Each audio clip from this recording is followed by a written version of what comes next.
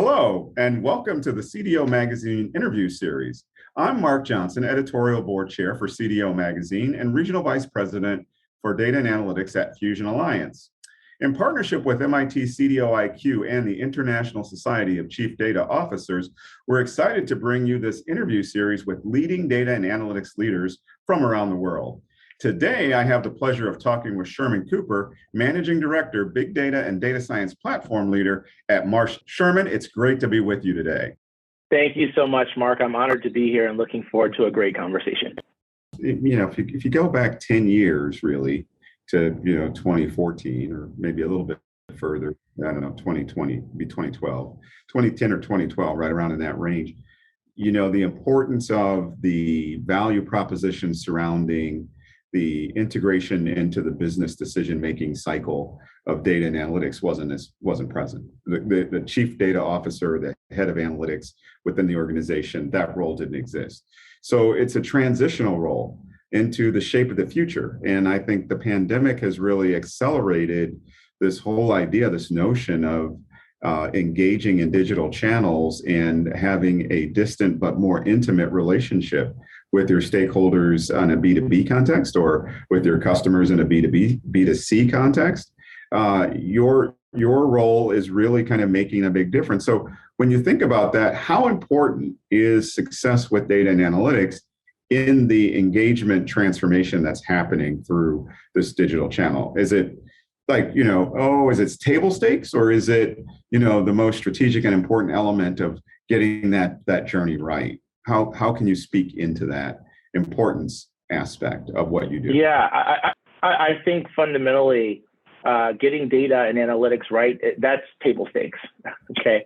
I think ultimately in the digital ecosystem, the data are going to drive accuracy, right? The last thing you want to do is, I'm going to just use I'll just use a metaphoric example that I think everyone can relate to. The last thing you want to do is log on to your, digital banking application and see the wrong balance. Maybe you want to see the wrong balance if it's up, but you certainly don't want to see the wrong balance if it's down, right? So I think getting the data right is super critical, right? All of the dimensions of data quality are critical here, right? Making sure that we have the right data, that they're accurate, that they're valid, that they're consistent, that they're timely, that they're unique, that the data are fit for purpose. This is really important. You've got to get that right. That's table stakes. I think there are also, pretty tried and true approaches to analytic methodologies that are sort of table stakes that folks expect you to be able to do basic things. They expect to see simple relationships in the data. Even if those relationships aren't causal in nature, they want to see correlates, right? They want to see, how does this relate to that? How does X relate to Y? And then I think, getting more sophisticated to drive toward insights, right? Why does X relate to Y in this way, right? Why did this event happen? What will make this event more or less likely to happen next time, right? Those are the insights that I think are the true value add. But I think getting the data right, having basic analytic skills and methodology, also important. Those are table stakes. Driving the insights, that's the real value add, in my opinion. And I think that's absolutely necessary if we're going to truly realize effective digital transformation, not just here at Marsh, where we're doing that well today, but I think more broadly across insurance and more broadly across industry in general. Yeah, that's really key. Now, as we shift gears, I want to talk a little bit about the relationship between innovation and this whole idea of data and analytics in this digital transformation journey. How are those two concepts linked together, innovation and what you do? Well, you're just full of great questions today, Mark. I hope I continue to be full of great answers here. So innovation, right, I think is woven throughout the entire process of what I do and what my team does at Marsh. And I think what leaders in these seats across various industries have to do.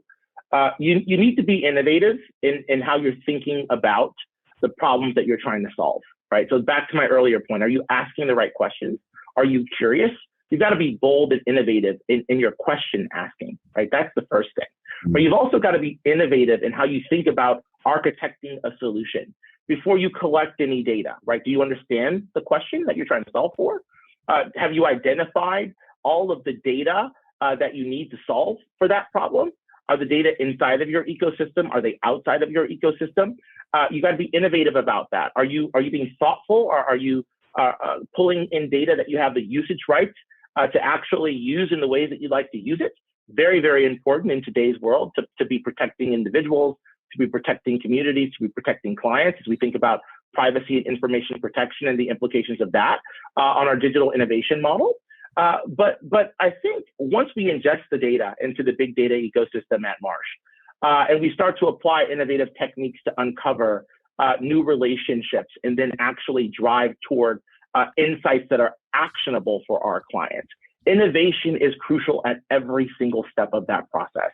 From the very inception of the problem, right? You've got to start applying an innovative design lens to architect the solution end to end.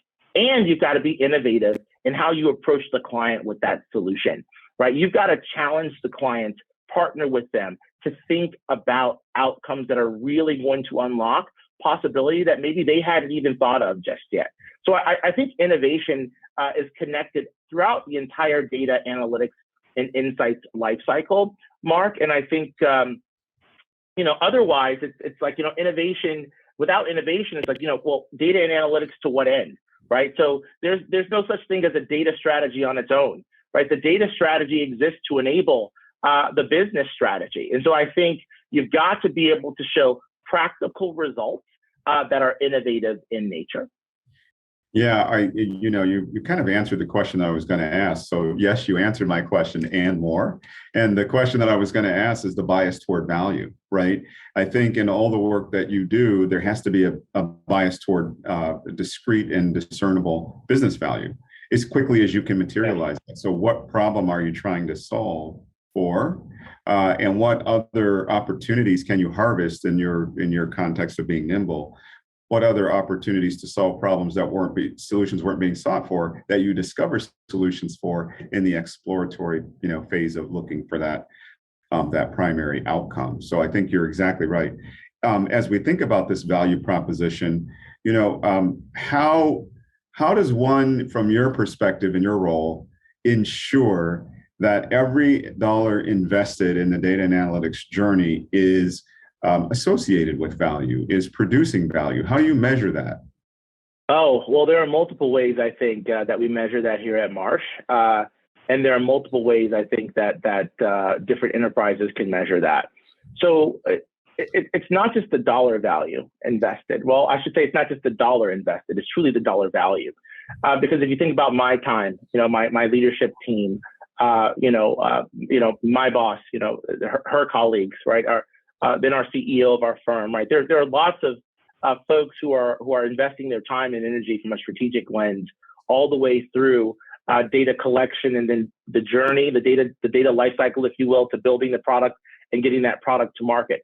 So I think it's less about how do I collect a dollar value in and then look at the sort of the revenue generated from that dollar value investment.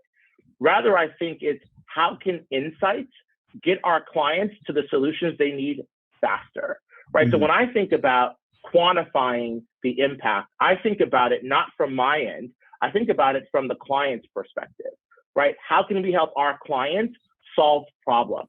Because if we do right by our clients, we ultimately do right by our bottom line. So my focus is doing right by our clients and figuring out how can I use data, how can I apply the analytic methodologies, how can I then take the insights that are generated on the other end of that and help our clients, right? And that creates stickiness with our clients as they trust us more and more to solve the pressing global risk challenges of our time and those of tomorrow. And by helping them, right, I think we then add to the bottom line. I don't really think about it as much in terms of operational efficiencies, if you will. Yes, we do generate operational efficiencies. Yes, we can measure those operational efficiencies in terms of time saved, right? If we can automate testing throughout a new product launch, for example, that does save hours, right? But we then use those hours saved to spend high value time with, user acceptance testing with our clients, making sure our clients are happy with what we're producing. So we always pivot those cost savings.